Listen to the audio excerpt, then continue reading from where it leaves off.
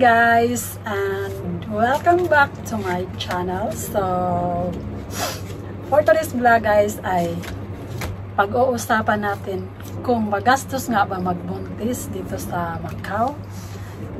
I-share ko yung aking mga experience, mga expenses ko sa mga check-up dito sa Macau.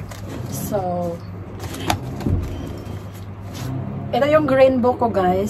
So itong green book na ito is nabilong siya sa Tapsec Health Center kasi yun yung mas malapit sa amo ko. So supposed to be yung boarding house ko is nabilong siya sa Paichiki, pero kumuha ako ng panibagong address. Bali yung address ko sa work ko, sa employer ko, kaya yung check-up ko is sa Tapsec Health Center, yung malapit sa park. So nandito nakalagay yung ano guys, yung mga lab test, may yung lab test ko, ultrasound. So naka-indicate siya dito sa green book ko. So, in-stapler nila lahat siya dito. And dito yung ultrasound. Ito yung I think yung pangatlong ultrasound na to siya guys. Kasi 3 times na po akong nag-ultrasound dito sa Macau. So, iba po pag mabuntis ka dito guys. Kasi mismong health center yung mag-request sa'yo na mag-ultrasound. So, hindi siya ultrasound na para ma-detect yung gender ng baby mo. So, ano siya, like, titingnan nila yung structure ng baby, kung wala bang defect. Iba siya sa atin, guys, na doon sa atin is makapag-ultrasound ka lang kapag gusto mong malaman yung gender ng pinagbubuntis mo.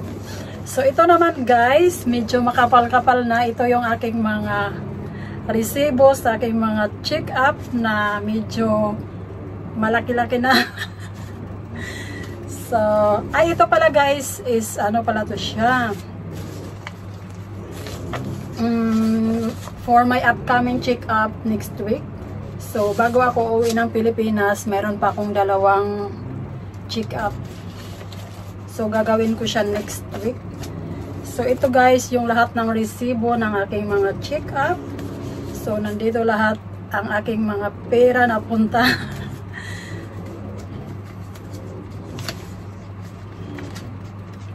So, ito yung sa una kong check-up guys. Bale, nung nalaman ko na pregnant ako, is pumunta agad ako sa something. So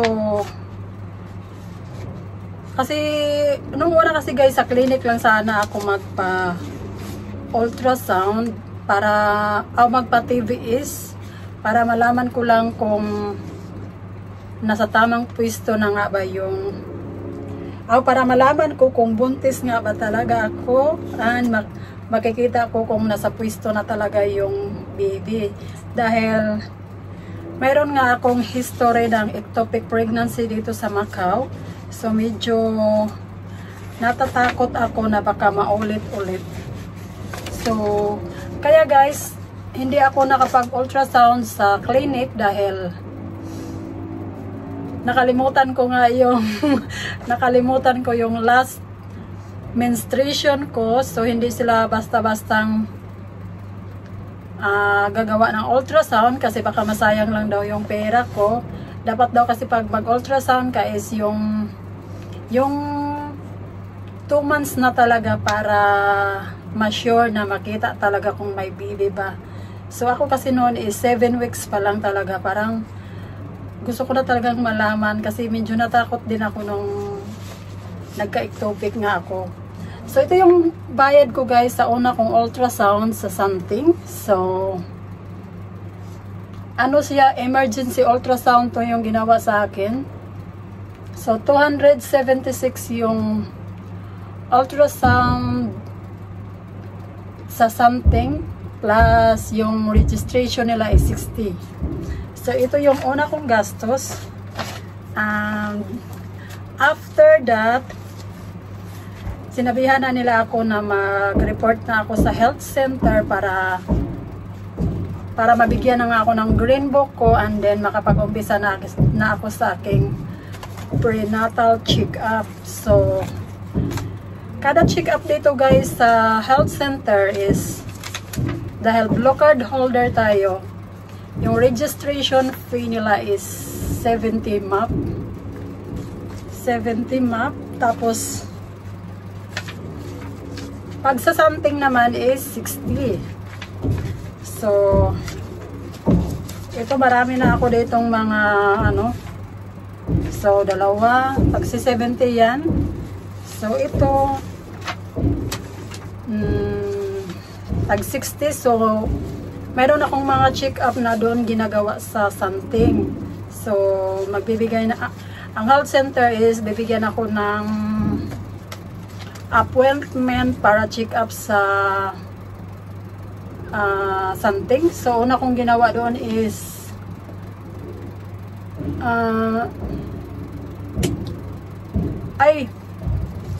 bago pala ako nagpunta ng something guys, is nauna pala yung asan ba yung ito pala guys, ito yung pinakamalaking gastos ko dito sa check up ko. So ginawa to siya sa Tapsik Health Center. So yung ginawa dito sa akin guys is urine test, blood test, ano pa ba yun? Hemoglobin. Basta 5 test yung ginawa sa akin guys. Ito ata yung laboratory na sobrang na-shock ako sobrang na-shock ako sa kamahal guys, na gano'n pala dito kapag magbuntis ka, sobrang mahal pala ng bayad. So yung nabayaran ko sa check-up na ito is umabot siya ng 2,529 MOP. So kung nung tinotal ko siya sa piso is nasa 17K. O diba?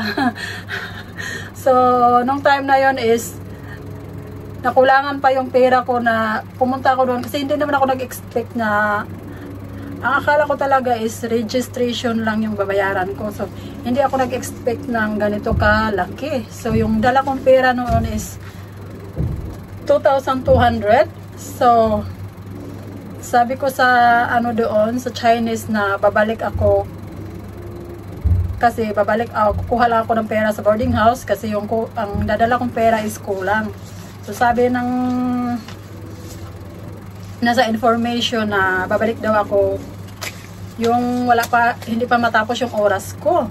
So yun guys, yun yung nabayaran ko sa laboratory ko dito is umabot siya ng parang nasa 70K sa Philippine money. And then after ng laboratory ko is na-request na naman nila ako ng appointment sa something dahil nga is sa edad. So dito guys, kapag yung edad mo magbuntis ka ng 35 above, medyo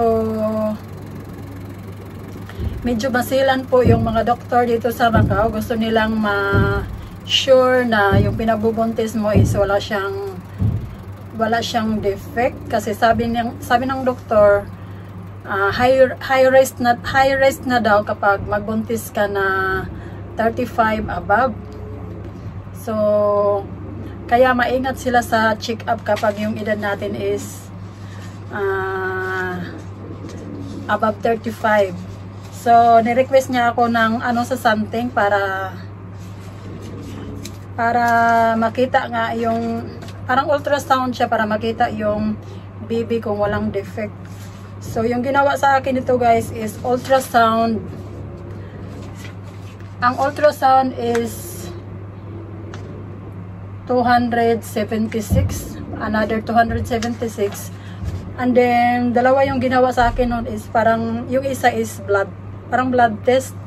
So kapag pala guys is yung edad mo is above 35, pagdating mo sa something is papipiliin ka kung anong check up yung gusto mo, Yung check up ba na down, yung as in kita lahat, pero mahal siya. Aabot ng 4,000 MOP. So dahil medyo namahalan ako sa presyo na yun guys, pinili ko yung mas mura kasi tinanong ko yung doktor kung wala na bang ibang option yung mas mura. So sabi ng doktor mayroon siyang mas mura na parang yung gastos is hindi aabot ng 1,000 MAP. Kaya dalawa nga ito, hindi nga siya umabot ng 1,000 MAP. Yung itong 560 MOP, ang ginawa lang sa akin is dugo lang kinuha sa akin. And then makikita din doon yung sa result sa dugo is makikita yung age ng yung baby kung gaano na siya kalaki. So far yung mga check up ko is lahat naman is normal. So ito yung dalawa yung pinakamahal na nabayaran ko dito sa check up ko guys, 2,529 plus itong isa is ano siya, nasa 800 MAP. And hindi pa natatapos dyan guys. After ng ganong check up, mayroon pa siyang as usual, yung prenatal check up mo is, yung babayaran mo is 70 MAP registration fee. Meron akong dalawa dito, nasa something din to siya kasi nakailang beses din akong pabalik-balik sa something request ng health center. So ito meron ako dalawa ditong tag 60 MOP. Ito yung latest ko guys, last check up ko to. So aside sa registration fee na 70, nagbabayad ako ng 106 MOP pataka for ano to siya, inject siya for anti-tetanus. So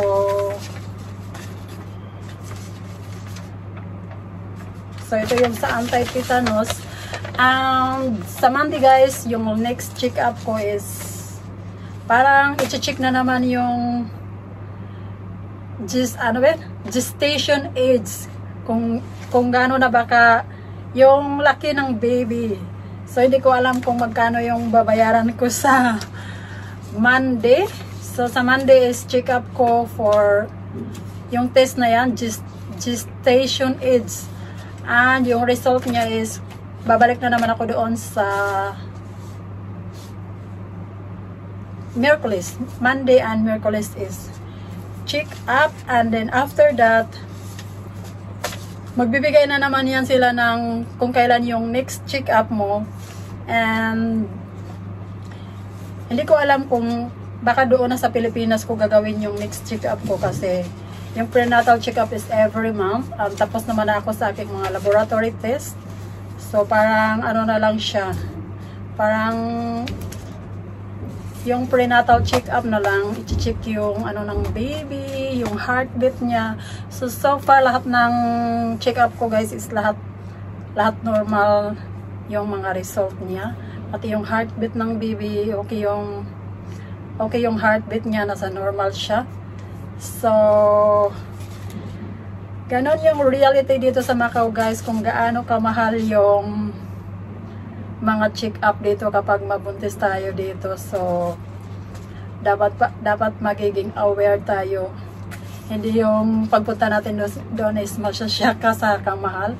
So ako kasi guys, ginawa ko talaga lahat ng kung ano yung request ng doktor, sinusunod ko siya, pinuntahan ko lahat ng mga check up kasi nga syempre dahil na rin sa edad 30 plus na tayo, and then para malaman ko rin yung kung okay yung baby ba. So yun lang guys, hindi ko pa to siya na total kung magkaano to siya lahat. Siguro ito total ko siya and ililink ko na lang dyan sa video na ito kung magkano itong lahat ng nabayaran ko. So I think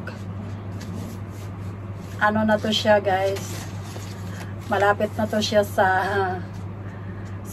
siguro mga 30 plus, 30,000 peso na to plus yung nagastos ko dito kasi yung laboratory lang is nasa 20k na yun at 17k. So siguro umaabot na to ng 30k. So ganun kamahal yung mga check-up dito guys.